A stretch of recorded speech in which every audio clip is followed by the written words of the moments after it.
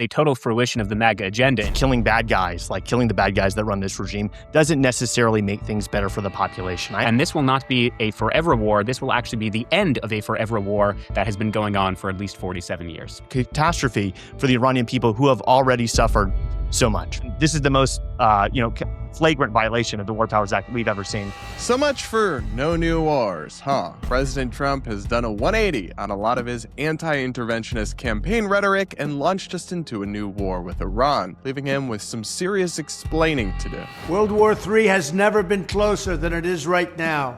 We need to clean house of all of the warmongers and America last globalists in the deep state. I am the president who delivers peace. I was the first president in decades who didn't start a war.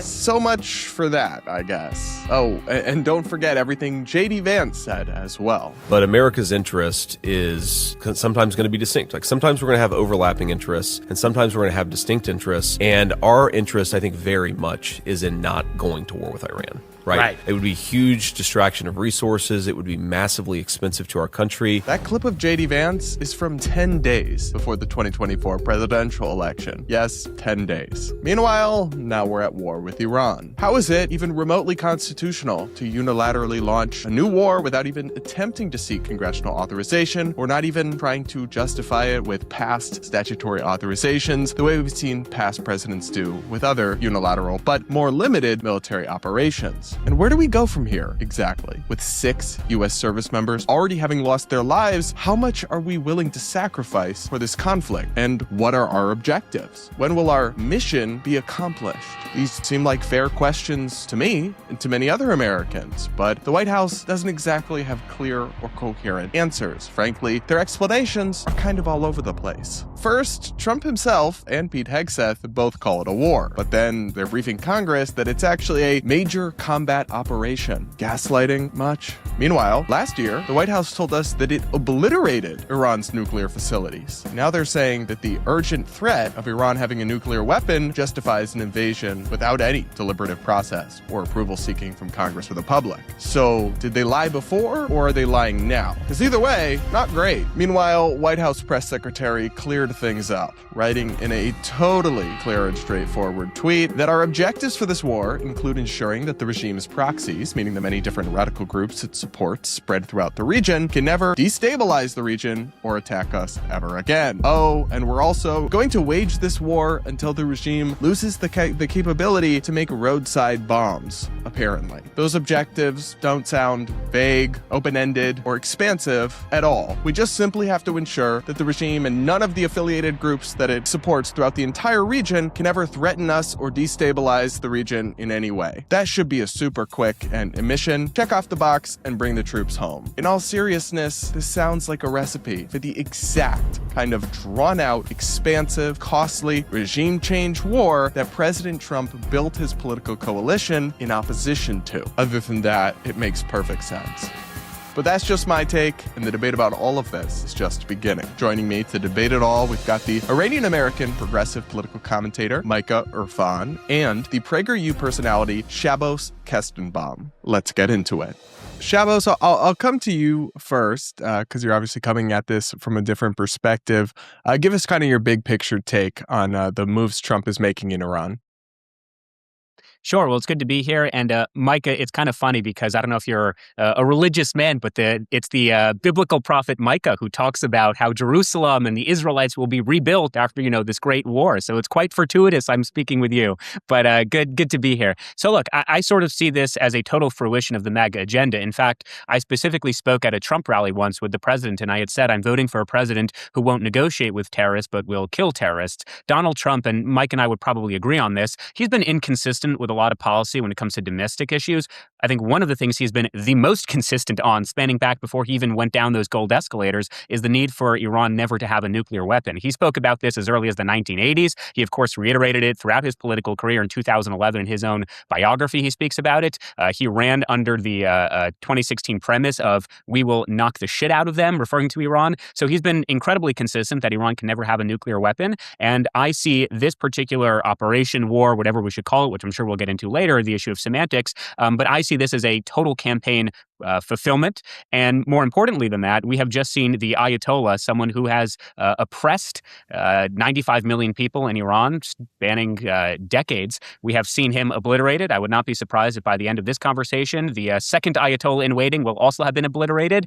Both Israel and the United States were able to take him out in the first 40 seconds of the war. We've also been able to decapitate the senior 40 clerics of the IRGC. So to me, this is a total American victory. Of course, we honor and we remember the sacrifices of what's now 6 American soldiers. We certainly hope that number does not go up, but we honor and remember their sacrifices.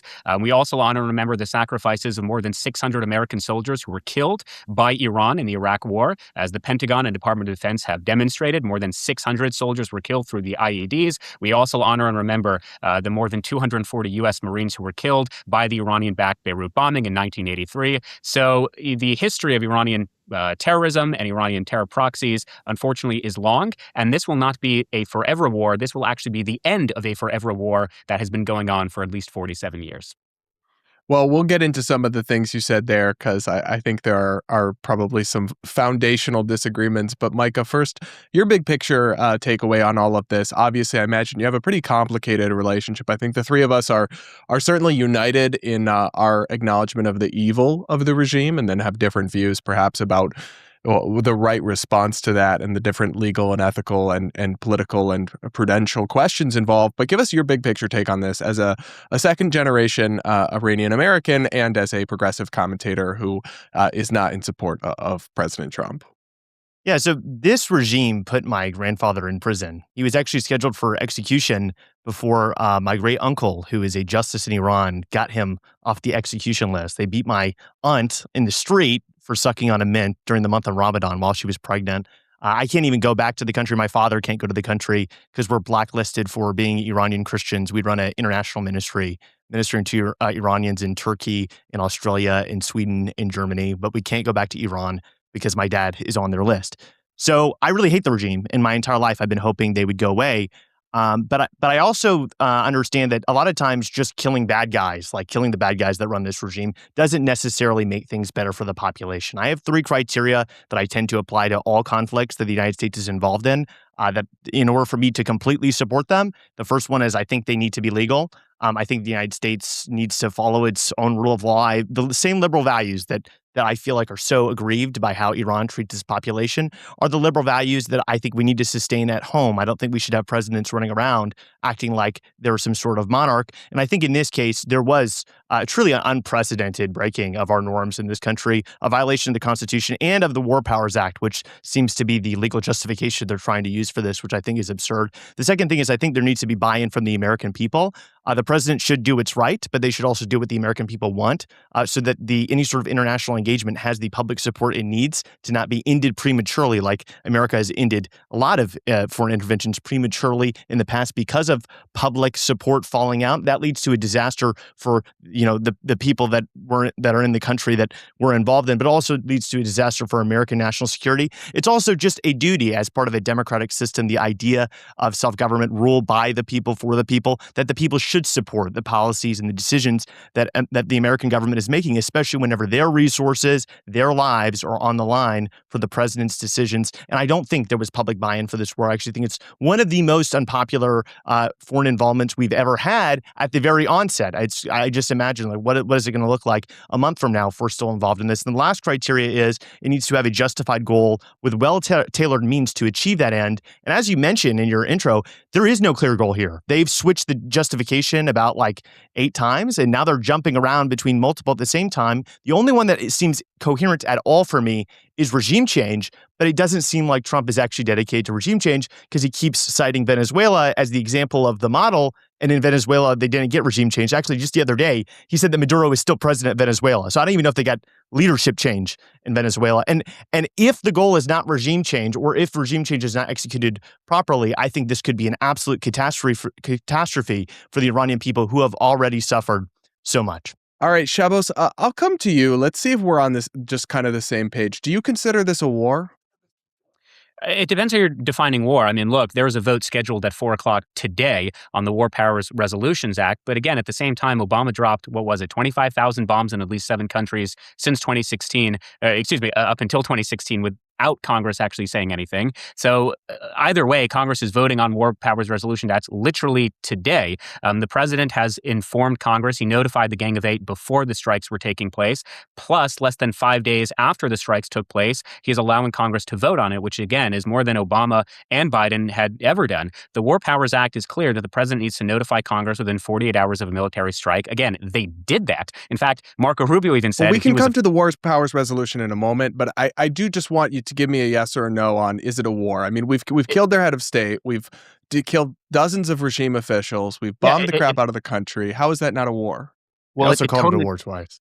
It totally depends on how you're defining war. So again, if we're defining war with boots on the ground and a regime change, then no. If we're defining war as operated military targets, then sure. But again, I think that's more of a question of semantics, which sort of evades the fact that what we are doing is in the interest of the American people, and Congress is having a say on it right now. So not only is it just on a political lens, but it's also legal on a political lens. I don't think that it's semantics, because the whole question is the Constitution delegating the power to declare war to Congress, and which is what they're doing right now.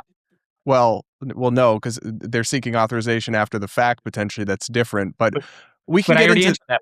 Wait, can I change that part real quick? Sorry, I didn't mean to interrupt. But again, even using that your own logic, the War Powers Act clearly says that you have to notify Congress in advance, which they did numerous times. Then it says the president has up until 60 days. Even if he doesn't notify Congress, he has up until 60 days in order to ensure that his military objectives are being met. We haven't even gone to 6 days. We've gone to 4 days. So the problem is that way ahead of schedule more than Biden and Obama. So I'm really not clear what the problem is. Even if you don't like the war, that's fine. Tell your member of Congress. But the idea that President Trump is sidestepping the authorization of Congress is simply not true. Not only is it not true, but it's also a complete double standard, because no other president since the passage of the War Powers Act in 73 was ever held to this standard before. Well, most of them, for most of those conflicts, cited some form of statutory authorization. But I want to read from you section 154(1)(c) of the War Powers Resolution. This is, quote, "The constitutional powers of the president as commander-in-chief to introduce United States armed forces into hostilities or into situations where imminent involvement in hostilities is clearly indicated by the circumstances are exercised only pursuant to 1, a declaration of war." We don't have that in this case. Everyone would agree. 2, specific statutory authorization. There isn't that in that case, though I guess you could debate that. Or 3, a national emergency created by attack upon the United States, its territories or possessions, or its armed forces. So the War Powers Resolution doesn't give the president just a green light to launch any offensive military action and then just has to notify and give a vote in 60 days. What it says is that you still have to have the necessary preconditions, but in the condition that you introduce military force to repel an invasion or to engage, not to commence a war, but if you already have a actual statutory authorization, or if you're doing it in a defensive manner, then you have to notify Congress and go down this path. But it limits to only these 3 situations, and none of them really seemingly apply, Shabbos. Well, forget about it. I would disagree with that characterization. Our Secretary of State, our Secretary of War, and President, and our Vice President, J.D. Vance, who's certainly no interventionist, they disagree with that characterization as well. They've clearly spoken to Congress and provide classified intel as to why there was an imminent threat. And in fact, forget about the fact that there was an imminent threat, which there was. Since 1979, as I think I mentioned earlier, Iran has fueled attacks on Americans. We have been, whether you want to call it war or not, it's more of an issue of semantics, but we have engaged in hostilities, let's say, since 1979, when the Islamic regime spent the first year of their existence taking more than 60 American hostages, holding at least 50 of them for more than 400 days, killing more than 600 American soldiers, according to our own Pentagon. In fact, in January of 2020, Iran launched strikes on the Al-Assad air base, which injured more than 100 American troops. We actually lost 3 Alabama National Guardsmen, and more than 50 other National Guardsmen were wounded in Syria by Iranian drones under Biden between October of 23 and February of 25. I have to be fact-checked on the exact date. Iran-backed forces conducted more than 150 attacks on American bases in Iraq, in Syria, in Jordan. They killed and injured American soldiers. We also had additional rocket attacks funded and fueled by the Iranians. We also know that the Iranians were behind multiple targeted assassination attempts, not just on American ambassadors throughout the world, but also on our president. So again, if we want to get into a legal argument over the semantics of war or not war, it is objectively the case that we have been involved in hostilities with Iran that have been going back decades. So and again, I want to bring in Micah here.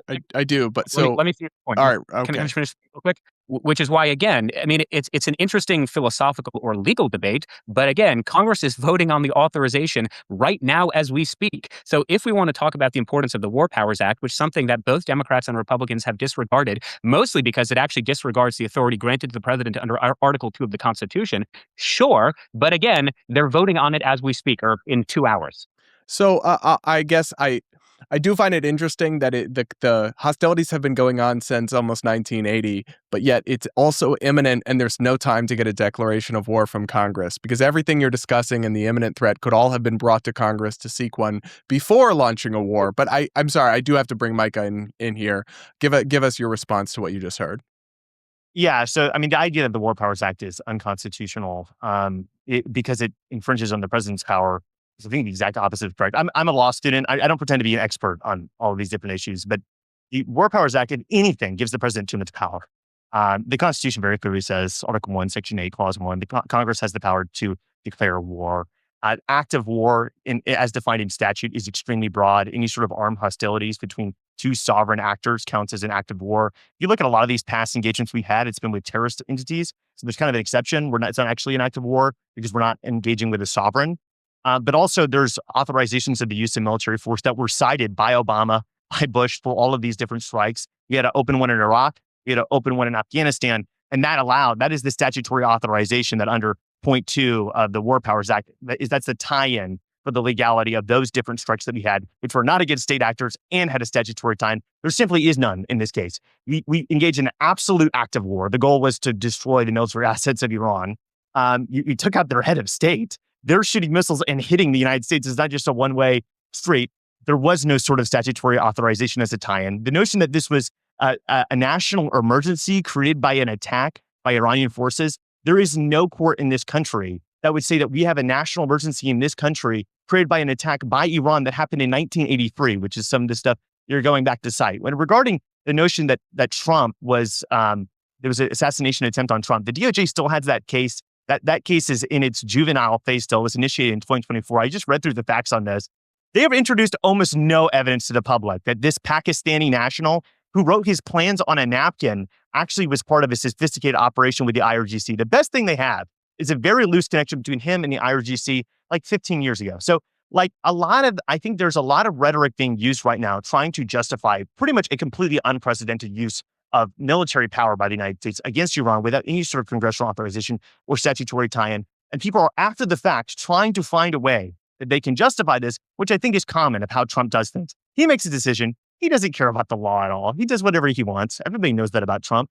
And then after the fact, you're able to say, it was actually justified on these grounds that he never cited in the first place. He didn't cite self-defense whenever he initiated this declaration of war. He told the Iranian people, the hour of your liberation has come. We are coming to save you. That's regime change rhetoric. That's not self-defense rhetoric. So, Shabbos, I'll give you a brief final word, then I'll move on to kind of a second focus of this so we don't get too bogged down in the legality or constitutionality. Because as much as I wish it weren't the case, it is not a dead letter, but it is something that doesn't have immediate redress or momentum behind it. Yeah, I think there's a lot to unpack. I think the first thing I want to refute, though, is, Micah, your terminology of the word unprecedented. It very much is precedented. In fact, the precedent was set by Democratic presidents. So funnily enough, it was Obama who invoked this article by taking out bin Laden in 2011. It was Biden who bombed Iranian proxies in Syria in 2021. So if you want to use the word unprecedented, you're going to have to explain why every single president since 1973 has ignored this provision. And again, under Article 2, presidents have the authority to repel attacks and protect American forces and interests abroad.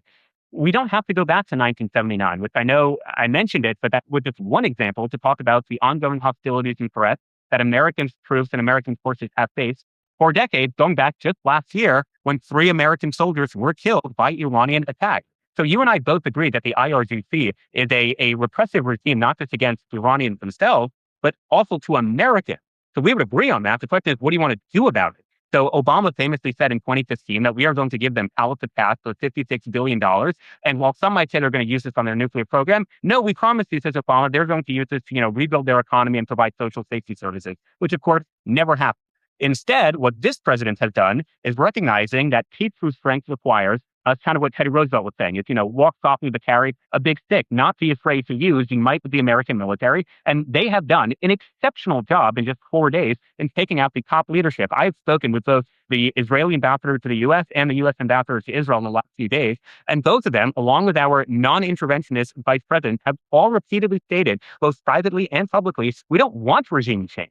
Actually, let me rephrase. We do want regime change, but that's not one of our stated goals. As in, if Iranian people want to rise up, that would be great. If they want a monarchy, great. If they want a constitutional republic, great. If they want a representative democracy, great. But our goal is not to ensure regime change. Our goal is to ensure regime toppling. That is the key difference. And again, we don't have to guess as to what the stated goals are, because we have had our government explicitly state what the goals are. Ending Iran's pursuit of nuclear weapons. I thought they already ended that, Shabbos. They totally obliterated it, according to the White House. Were they lying? Correct. No, they weren't lying. There's a word called rebuilding. You think they rebuilt it in 9 months or 10 months? I'm about to tell you. I'm about to tell you. There's a word called rebuilding. So we struck 3 particular sites: Isfahan, Natanz, and Fordow. And those sites, according to most satellite imagery, it was impenetrable, but our B-2 bombers were able to reach it. But Iran has other sites, which is why Steve Witkoff last night, who again is not an interventionist, Steve Witkoff gave enormous concessions. He literally told the Iranian regime, which I was pretty shocked actually when I heard Witkoff mention this last night, that we as the United States will pay for your civil energy infrastructure. We will give you medical isotope for 10 years. We will give it to you. And Iran still said no. So sorry, Shabbos, can I just ask you about something from the White House's website here? This is a 2 direct quotes. Monumental damage was done to all nuclear sites in Iran, as shown by satellite images. Obliteration is an accurate term. Another quote here. We assess that the American strikes on Iran's nuclear facilities, combined with Israeli strikes on other elements, has set Iran's ability to develop nuclear weapons back by many years. So I don't really understand how you can cite an imminent threat of nuclear weapons justifying this invasion when we were told by them that they completely obliterated that threat and set it back many years. Well, I'll tell you one. I think Micah did the same thing. You're pinpointing one example and ignoring all the other examples I was giving. So let me reiterate. Part of the war, part of the operation, is to end Iran's pursuit of nuclear weapons, which, don't take it from me, listen to the Ayatollah, who's explicitly stated that their goal is to receive nuclear weapons.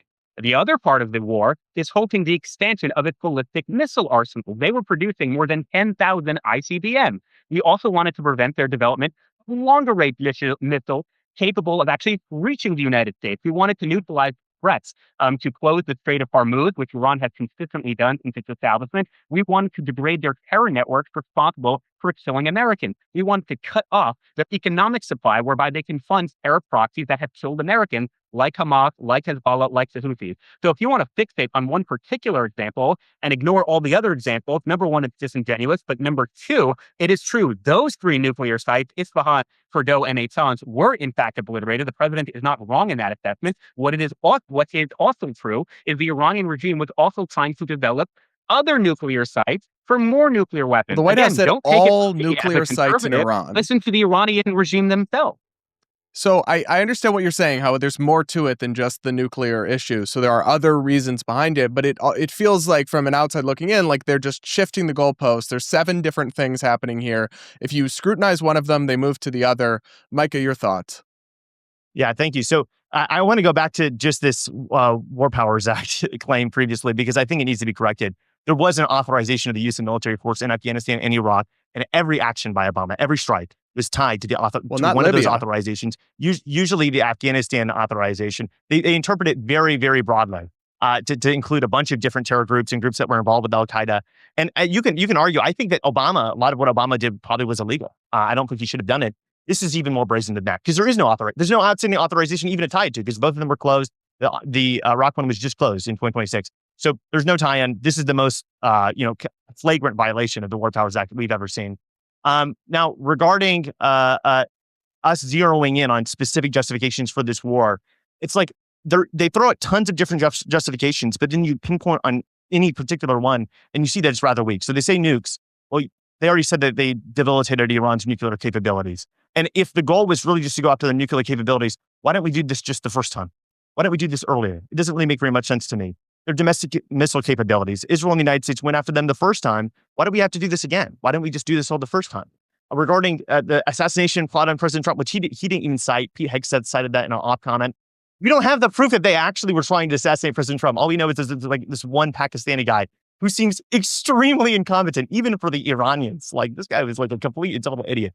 So, like, let's talk about specific ideas here. I think the timeline that is my understanding of how this conflict has worked is Trump made a promise to the Iranian people. Actually, first, with the initial strikes on Iran, Netanyahu wanted to do regime change back then because, yes, Iran has been the thorn in Israel's side for forever, right? They funded the Houthis, they funded Hezbollah, they funded Hamas, they funded all these different groups, and they have tons of IDF agents all over Iran. It's actually quite impressive. So they wanted to take out Khamenei previously. Trump said, no, I don't want to do it, right? Because Trump has, you said he's been very consistent on the Iran issue. He is not. Like, he's attacked Obama for saying he was a war hawk with Iran. I have like 5 tweets up I can read to you about how he was criticizing Obama for wanting to go with the war with Iran. So Trump's been kind of spotty on this. He said, we're not going to go all the way. We're not going to take out Khamenei. Then the protests happened in Iran. All these protesters, I've seen the videos, were saying, Trump, please save us. Trump, please help us out. On January 1st, Trump says, go to your streets, take back your country. If they shoot and kill peaceful protesters, as is their custom, America will come to their rescue. He repeats it. January 19th or 21st, he says, help is on the way. Iranian patriots, take back your institutions. What happens? Up to 36,500 Iranians were slaughtered by the regime. America did nothing. Iranians were criticizing Trump like crazy. There was murmurs that people in the administration were like, what the hell was Trump doing, making this huge promise to the people and then letting them get killed? And so there was discussion that they need to save face. They need to eventually strike Iran. And then they started building up assets in the region. We had a huge buildup over the past 2 months. And then they did strikes. And so, like, it seems like the idea of this is maybe some sort of retribution against the regime trying to save face for this promise to the Iranian people that we totally did not follow up on immediately. We're kind of coming after the fact to get revenge for all the protesters that they ended up killing. That actually is at least coherent. If people in the administration were saying that, I'd be upset that they didn't follow up with their promise immediately, but I'd be like, okay, I sort of get it. You have to save face. You have to make sure they actually fear you whenever you make threats. But instead, now we're talking about like nukes again or weapons of mass destruction. Scott Jennings said there was a weapons of mass destruction that they were about to unleash on the United States. And yeah, I'm they really should confused. retire that phrase after last time. But Shabbos, your response. Yeah, I'm like, Scott, you've already done this once with a war in the Middle East with a country that starts with IRA. Can we get like some new terminology here? But like, let's bring in Shabbos think, here. Guys, let's bring him in. Okay, sure. Well, I would agree with Mike on let's not use the curse word of weapons of mass destruction. So we're in agreement on that. But I would have to say, it sort of seems like, and correct me if I'm wrong, it sort of seems like you're totally pivoting the argument. First, you were saying that there was no imminent threat and the war is unconstitutional. But now you're saying, actually, the real problem was we didn't go in sooner. We should have done it in January, which I actually would agree with you on that. We should have gone in sooner. It sort of seems like now that this war is starting, the reason we did not go in sooner is because there was a mass intelligence gathering. So, for example, the fact that we were able to decapitate and defang the Ayatollah along with 40 other senior IRGC members in the first 40 seconds of war because both the Mossad and the CIA were able to hack into like Tehran surveillance systems. That's clearly not an easy operation. So I would imagine it had to do with more of the getting the logistics in order. But again, you keep trying to speculate as to what the aims or the rationale of the war is. And I keep saying you don't have to speculate and we don't have to guess. We just have to listen to what the White House and the Trump administration is telling us. So again, I think that Steve Witkoff, I'll go back to him because his interview with Sean Hannity was so revealing. He literally said that during his negotiations, and again, Steve Witkoff is not an interventionist, okay? This is not a guy who supports regime change. This is not a guy who wants to go into war. In fact, I've been very critical of his lack of support for a country like Ukraine. He literally said that the Iranian regime was, quote, proud that it evaded oversight protocols. He told that the Iranian negotiators told Steve Witkoff with no shame that they had, I think it was 450 or 460 kilograms of 60% enriched uranium. And they, the IRGC, were fully aware they could make 11 nuclear bombs. Now, does that mean they had 11 nuclear bombs? No, because as we've already demonstrated, President Trump obliterated their present nuclear program. The problem is, and this is why, Micah, you and I would agree, that having a fundamentalist Islamic tyrannical regime is they are not interested in being satiated with the political status quo. They want to build nuclear weapons. And so long as that is a threat, coupled in with all the other threats I just mentioned, the fact that they were producing 10,000 intercontinental ballistic missiles, the fact that they were trying to develop longer range missiles, the fact that they were providing support and funds to all of our enemies in the Middle East. The fact that they were killing American soldiers with zero accountability. The fact that they were killing American civilians with zero accountability. These are all major issues. And we would agree on the diagnosis of the problem. Where we would disagree is what to do about it. But again, if you want to keep going back to the War Powers Act, sure. Thankfully, Congress is voting on it in like 2 hours, so it's really a moot point. And I would also add this bizarre double standard that we are placing on President Trump because, like, orange man bad. It's silly because no other president, Obama, Biden, have ever been held to the same standard, even when they went into countries that lasted far longer than the operation that the one in Iran is set to do. According to President Trump, Well, we have no idea how long it will will last. I'm about to tell you. According to President Trump, this will take at least about 4 to 6 weeks. Having said that, the Department of Defense has said we are way ahead of schedule. And in fact, this is actually a funny conversation I had with the ambassador yesterday. It's sort of like, well, you're kind of running out of terrorists to kill. So I would be shocked. And Brad, you can invite me back in 3 months if I'm wrong, and I would gladly admit I was wrong. I would be shocked if this war was still going on in 3 months' time. I don't know. I think we heard similar things about Iraq and many that they would wrap up quickly in a matter of weeks. I hope that's the case, but I doubt it will be because the goals being laid out are so expansive. I guess, Micah, I'll bring you in here. Talk about this in the sense of I'm not getting a clear sense of what is it that we're seeking to achieve, right? With Maduro, at least, whether you agree with it or not, it was we need to apprehend him. We think he is an illegitimate criminal, not a state leader, and we're going to bring him back for trial in the U.S. Like that, they went in, they got him, and they went out. There was a clear objective. Here, they have stated the objectives, Caroline Leavitt and the White House, to include the regime can never pose any threat to us or destabilizing the region or have roadside bomb capability, which is a pretty low bar. So how do we ensure that without doing a total regime change war that will require boots on the ground? It always does. There's never been a regime change simply enacted and preserved through airstrike. And we'll get many more Americans killed and likely turn into a protracted conflict. I don't know, Micah, your thoughts? Yeah, I mean, the notion that this is just about defending Iran, and that's like the only thing they've ever signaled from the very beginning, just isn't true. I mean, Trump's initial speech, what Bibi has said, Bibi just aired a statement out into Iranian airwaves, talking about Iranians, how they need to rise up against the government. Trump has been encouraging them, Iranian patriots, take over your institution.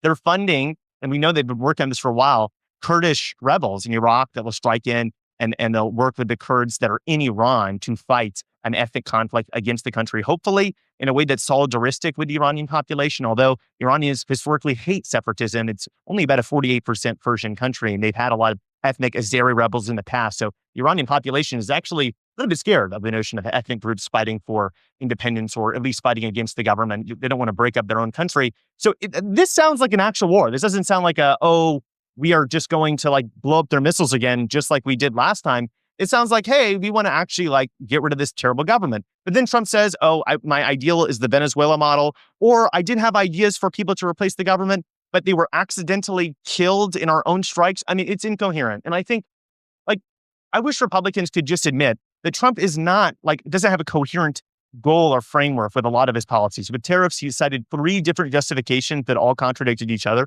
The same thing is happening now. And you can focus on what one person in the administration says. But the fact is they're all contradicting each other all the time because they're all on different pages, and that happens all the time. And so, okay, Shabbos, I don't know what we're trying to do. Yeah, right. Could you state in a sentence what the objective of this intervention is or should be in your view?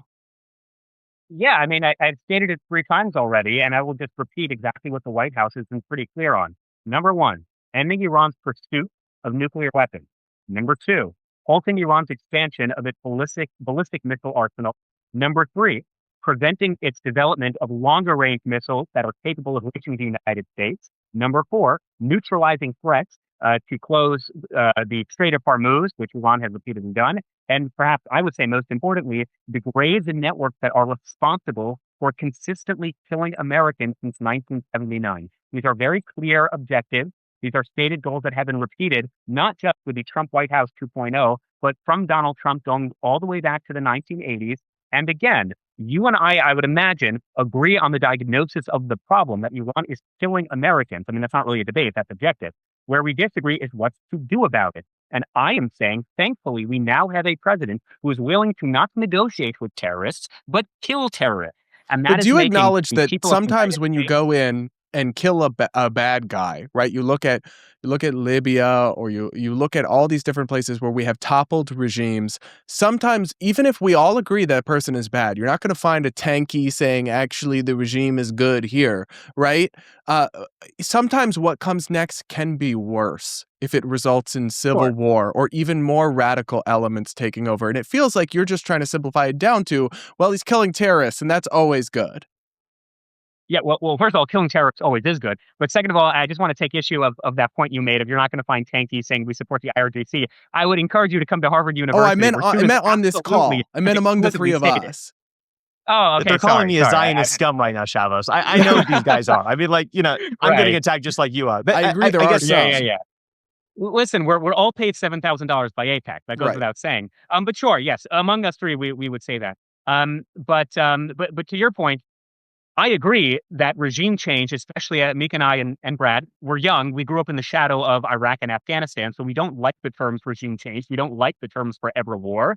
But to be clear, the White House has said we are not interested in supplanting regime change. If it happens, great. We'll gladly support it because we obviously would prefer a democracy. But we are, and this is the critical soundbite, we're not interested in regime change. We are interested in regime toppling. So however the Iranian people want to have a government, that is up to them. It is up to their abilities to ensure that they have a representative government or not. That is a choice that the 95 million Iranians have to make. I hope that they can take to the streets once again. I hope that they can topple the regime. But ultimately, that's not the United States' interest. And that's what President Trump has said repeatedly. In fact, again, I'll go back to J.D. Vance, who is the most skeptical of this operation, who went on TV for the last 4 days saying, we don't want regime change and we don't want a forever war. What we do want, and this is where I'm not really sure why it's controversial, what we don't want is the threat of ICBM missiles. What we don't want is the threat of a pursuit of nuclear weapons. What we don't want is the continuing killing of American troops and American civilians across the Middle East, funded and paid for by Iran.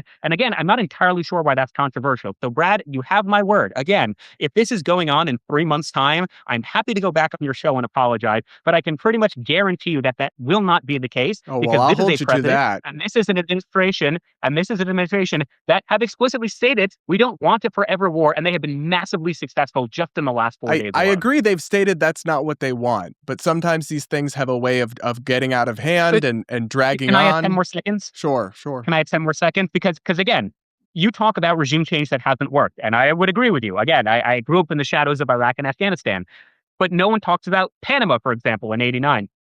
No one talks about, although to be fair, you did mention it, Venezuela. I mean, granted, Maduro wasn't killed, he was captured, but it's the same idea. And in fact, Marco Rubio was asked this in front of one of these Senate hearings. I don't remember which one. And he was asked about Cuba. And he said, would you want regime change?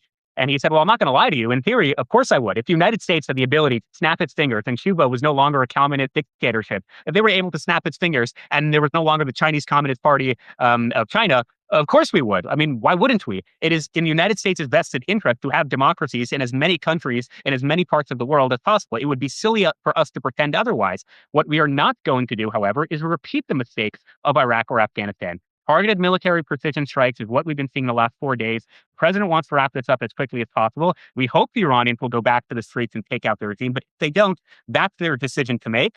Having said that, ultimately, the end goal is what I stated earlier, no more threat to Americans. All right. Well, I could see how that could morph into a much longer term occupation, essentially, like it did with Iraq and Afghanistan. But Micah, final word to you on this, and then we'll close out. And I may have to take you up on that, Shabbos, and reconvene this panel in a couple months. But final word to you here, Micah.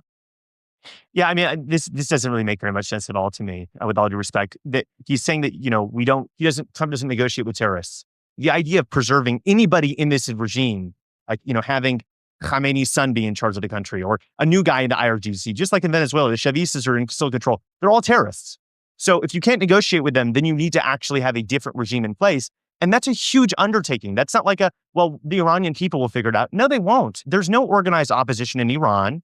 There is some monarchists in this country. There's the People's Mujahideen, which congressional Republicans are endorsing for some reason, even though they're an Islamic Marxist organization. I have no idea what the hell is going on there. And they're actually propping them up. That doesn't make any sense to me. So there is no organized opposition force. You could support Kurdistan separatists, but that's going to lead to a civil war. And that's what the CIA is currently doing. So, like, Either the regime stays around, and that's a disaster. I will be extremely upset, and all the Iranians will be extremely upset if they're, after all this sacrifice, 37,000 of them laid down their life trusting in Trump, only for him to come back later, kill a few guys, and call it a day. I mean, buildings in Tehran are being leveled every single day. That school that was bombed, people in Israel and the United States are saying, oh, it was actually Iran that blew up their own school. There's actually not enough evidence to support that. It's very likely that school was actually taken out by U.S. bombs. I don't think we were trying to kill school children. That's 150 children that dies. People die in war, but it should actually be for something. Iranians have risen up the past 3 days because of the encouragement of Netanyahu and Trump, and they've been slaughtered every single time. We're getting videos right now. So the idea that it's Venezuela all over again, Venezuelans are disappointed with what we did in Venezuela. We kidnapped Maduro. We put the vice president in charge. Not only is she just as bad for the Venezuelan people, she's just as bad for America. She just rebuffed America very recently, and she said, America needs to stop telling us what to do. Well, what the hell is the point of that? What the hell is all the point of this if the point isn't regime change? And if it is regime change, we need to be clear. Here's the idea. Here's what the leadership structure is going to be. Or here's the process. We're going to set up a provisional government. Here's how things are going to go.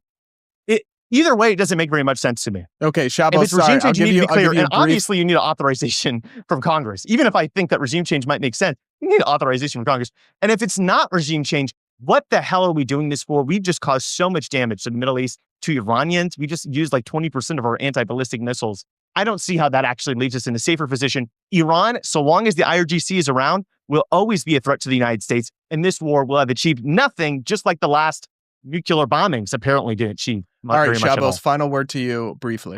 Yeah, very, very quickly. I mean, Micah, you did an excellent job explaining my point. So long as the IRGC is still in charge, that will always be a threat to the American people. I appreciate, because when I say it, I'm a conservative, so the left won't listen to me. But hopefully they'll listen to you, because you are a progressive. I couldn't agree with you more. So long as the IRGC is still in power, it will always be a threat to the American people, which is why, I'll say it for the 5th time, we are not interested in regime change. We are interested in regime toppling. They're totally, by the way, I don't want to be rude, but that is demonstrably not true, that there's no organized opposition in Iran. There absolutely is. I mean, that's how you've got millions of people in the streets. They were chanting for Reza Pahlavi. I mean, that is just objectively the case. Now, we can make an argument about how much popularity he has, but to say there's no mobilized opposition is a tremendous disservice to the significant amount of those 35,000 Iranian civilians who were killed who were chanting Reza's name. I do want to say, though, because you keep bringing up the War Powers Resolution, with this I will shut up, and this has really been a great debate, so thank you, Brad.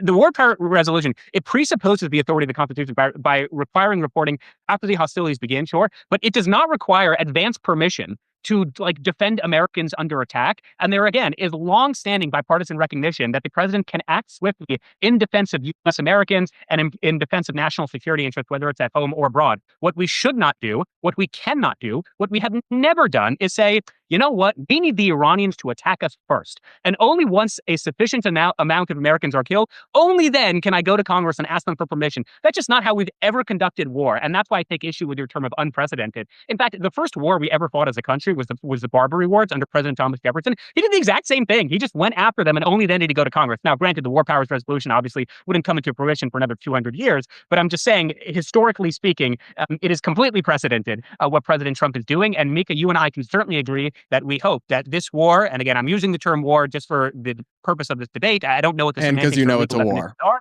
but this, well, again, Congress is going to vote on it in like 2 hours. So if they vote, call it a war, then great. So when you keep saying it's unconstitutional, they're literally voting on it in 2 hours. Problem is, most of them are spineless.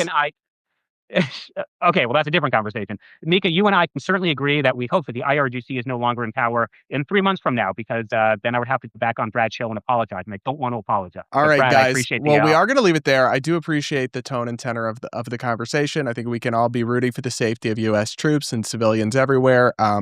Hopefully, it will come to an end soon, and if not, we might have to reconvene for Shabbos to eat a little bit of crow. But I appreciate both of you guys for making the time and having the conversation.